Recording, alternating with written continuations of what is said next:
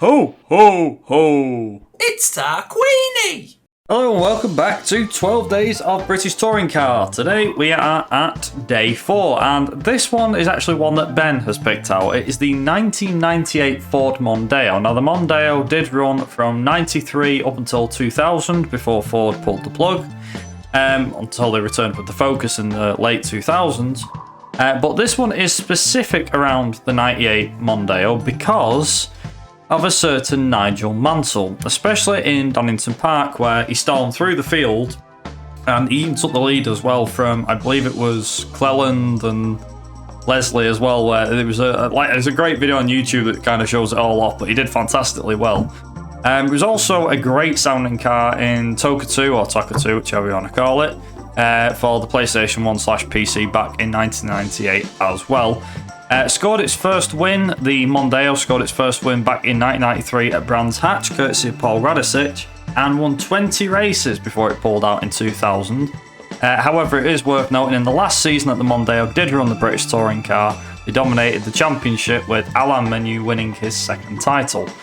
So plenty to kind of go over with the Ford Mondeo, but Ben, how much does the Ford Mondeo mean to you, or how much does it stand out to you as a touring car? It means quite a lot to me. It's one of them where I always look at it as like an iconic car, where I would say the car itself looked better than the factory spec, although they did release factory specs that eventually had the front package on for the Aero, which, if I recall, it's like the Top Gear, the original three presenters, Clarkson, Hammond and May.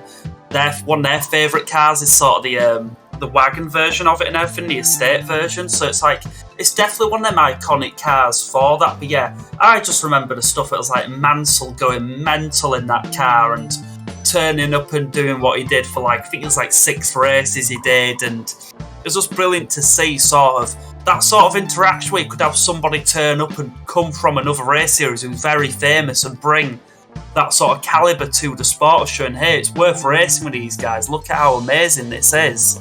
So yeah, I remember it for a lot of different things, but no, an amazing car, some brilliant races, some brilliant footage, like you said, it can easily find for this car. Love the colour of it, awesome car.